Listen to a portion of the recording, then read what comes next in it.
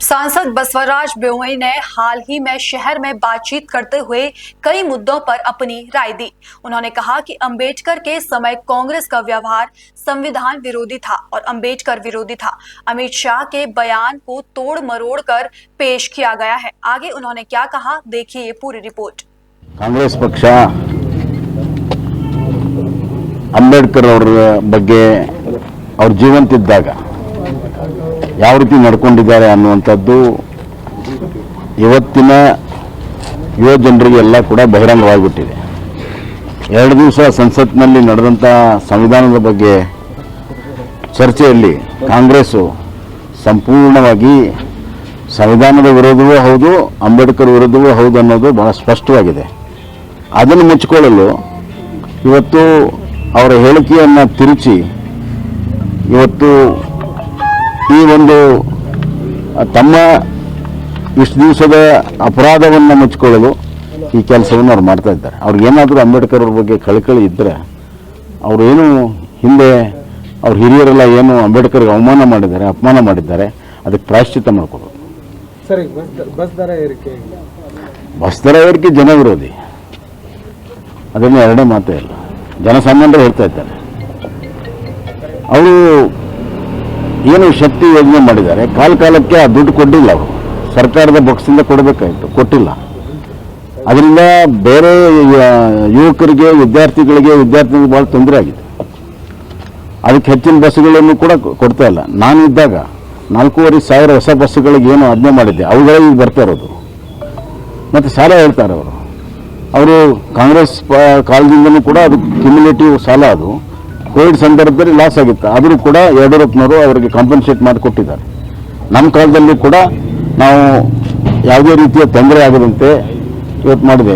ಈ ಸಂದರ್ಭದಲ್ಲಿ ಅವ್ರಿಗೆ ಡೀಸೆಲ್ ಸುದ್ದ ದುಡ್ಡು ಕೊಡೋಕ್ಕೆ ದುಡ್ಡು ಇಲ್ಲದಂಥ ಪರಿಸ್ಥಿತಿಯನ್ನು ಮಾಡಿದ್ದಾರೆ। ಅದಕ್ಕಾಗಿ ಅವರು ತಮ್ಮ ಗ್ಯಾರಂಟಿಗೆ ಸಂಪನ್ಮೂಲ ಕ್ರೋಢೀಕರಿಸಲು ವಿಫಲವಾಗಿ ಈ ರಾಜ್ಯವನ್ನು ದಿವಾಳಿ ಮಾಡಿದ್ದನ್ನು ಈಗ ಸರಿದೂಗಿಸೋ ಸಲುವಾಗಿ, ಮುಚ್ಚಾಕೋ ಸಲುವಾಗಿ ಈ ಥರ ಜನರ ಮೇಲೆ ತೆರಿಗೆಯ ಭಾರವನ್ನು ಹಾಕ್ತಾ ಇದ್ದಾರೆ। ಇದು ಕೇವಲ ಸಾರಿಗೆ ಅಂತಲ್ಲ, ನೀವು ಯಾವ ವಿಚಾರದಲ್ಲೂ ತೆಗೆದುಕೊಳ್ಳಿ, ನೀರಿನಲ್ಲಿ ಹೆಚ್ಚಿನ ದರ ಮಾಡಿದ್ದಾರೆ, ವಿದ್ಯುತ್ ಶಕ್ತಿಗೆ ಹೆಚ್ಚಿನ ದರ ಮಾಡಿದ್ದಾರೆ, ಈಗಾಗಲೇ ಹಾಲಿಂದ ಮಾಡಿದ್ದಾರೆ, ಮತ್ತೊಮ್ಮೆ ಮಾಡಬೇಕು ಅಂತಾರೆ। ಆಮೇಲೆ ಸ್ಟ್ಯಾಂಪ್ ಡ್ಯೂಟಿಯಲ್ಲಿ ಹೆಚ್ಚು ಮಾಡಿದ್ದಾರೆ, ಮೋಟರ್ ವೆಹಿಕಲಲ್ಲಿ ಹೆಚ್ಚು ಮಾಡಿದ್ದಾರೆ, ಪೆಟ್ರೋಲ್ ಡೀಸೆಲ್ ಮೇಲೆ ಹೆಚ್ಚು ಮಾಡಿದ್ದಾರೆ, ಮೈನ್ಸಲ್ಲಿ ಇವತ್ತು ಇನ್ನು ಮುಂದೆ ಕಡಿ ಏನು ಜನಸಾಮಾನ್ಯರು ಬಳಕೆ ಮಾಡ್ತಾರೆ ಉಸುಗು, ಅದರ ಮೇಲೆ ಹೆಚ್ಚಾಗ್ತದೆ। ಆಮೇಲೆ ಪಶ್ಚಿಮ ಘಟ್ಟದಿಂದ ಬರುವಂಥ ನೀರಿನ ಮೇಲೆ ತೆರಿಗೆ ಹಾಕಬೇಕು ಅನ್ನುವಂಥ ವಿಚಾರ ಇಟ್ಕೊಂಡಿದ್ದಾರೆ। ಗಾಳಿ ಒಂದು ಬಿಟ್ಟರೆ ಎಲ್ಲದರ ಮೇಲೆ ತೆರಿಗೆ ಹಾಕ್ತಾ ಇದ್ದಾರೆ। ಈಗ ಗಾಳಿಗೆ ತೆರಿಗೆ ಹಾಕುವಂಥ ದಿನಗಳು ಈ ಸರ್ಕಾರದಲ್ಲಿ ದೂರ ಇಲ್ಲ ಅಂತ ನನಗೆ ಅನಿಸ್ತಾ ಇದೆ। ಇದೊಂದು ದುರಾಡಳಿತದ ಆರ್ಥಿಕ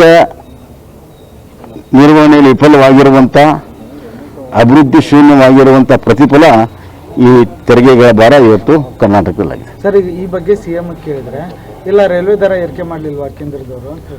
ಅಲ್ಲ, ಅದಕ್ಕೆ ಇದಕ್ಕೆ ಹೋಲಿಕೆ ಮಾಡೋಕ್ಕಾಗಲ್ಲ। ರೈಲ್ವೆಗೆ ನಿಮ್ಮ ರಾಜ್ಯದ ಸಾರಿಗೆಗೆ ಹೆಂಗೆ ಹೋಲಿಕೆ ಮಾಡ್ತೀರಿ? ಉತ್ತಮವಾದ ಮಾಡಬಾರ್ದು। ನೀವು ಮುಖ್ಯಮಂತ್ರಿಯಾಗಿದ್ದೀರಿ, ನಿಮ್ಮ ರಾಜ್ಯದ್ದು ನಿಮ್ಮ ಸಂಸ್ಥೆದ್ದು ನೀವು ಹೇಳಿ। ಈಗ ರಸ್ತೆಗಳೆಲ್ಲ ತೆಗ್ದಿದ್ದಾವೆ, ಚಂದ್ರ ಮೇಲೂ ತೆಗ್ದಿದ್ದಾವೆ ಅಂತಂದ್ರೆ ಏನೋ ಅರ್ಥ ಇದೆ ಅದಕ್ಕೆ?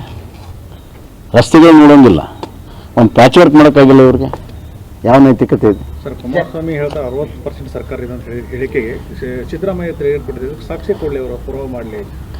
ಏನು 40% ಅಂತ ಹೇಳಿದ್ರಲ್ಲ, ಅವನು ಸಾಕ್ಷಿ ಕೊಟ್ರ? ಇವತ್ತುವರೆಗೂ ಸಾಕ್ಷಿ ಕೊಟ್ಟಿಲ್ಲ। ಇವತ್ತುವರೆಗೂ ಒಂದು ಕೇಸು ಅಲ್ಲಿ ಸಾಕ್ಷಿ ಕೊಟ್ಟಿಲ್ಲ। ಕಮಿಷನ್ ಮಾಡಿದ್ರು ಕೂಡ ಇವತ್ತುವರೆಗೂ ಒಂದು ಕೊಡೋಕ್ಕಾಗಿಲ್ಲ। ಭ್ರಷ್ಟಾಚಾರ ಬಹಳ ದೊಡ್ಡ ಪ್ರಮಾಣದಲ್ಲಿರುವಂಥದ್ದು ಸತ್ಯ, ಜನಸಾಮಾನ್ಯರು ಅನುಭವಿಸ್ತಾ ಇದ್ದಾರೆ। ಅಂಗೈ ಹುಣ್ಣಿಗೆ ಕನ್ನಡಿ ಬೇಕಾಗಿಲ್ಲ, ಜನಸಾಮಾನ್ಯರಿಗೆ ಕೇಳಿದ್ರೆ ಗೊತ್ತಾಗುತ್ತೆ। ಒಂದು ಕಚೇರಿಗೆ ಹೋದ್ರೆ ಎಷ್ಟು ಭ್ರಷ್ಟಾಚಾರ 3 ಪಟ್ಟು 4 ಪಟ್ಟು ಹೆಚ್ಚಾಗಿದೆ। ಜನಸಾಮಾನ್ಯರಿಗೆ ಭ್ರಷ್ಟಾಚಾರದ ಬಿಸಿ ಮುಟ್ಟಿದೆ, ಕಾಂಟ್ರಾಕ್ಟರ್ಗಳಿಗೆ ಬಿಸಿ ಮುಟ್ಟಿದೆ, ಎಲ್ಲ ವರ್ಗದ ಜನರಿಗೆ ಬಿಸಿ ಮುಟ್ಟಿದೆ।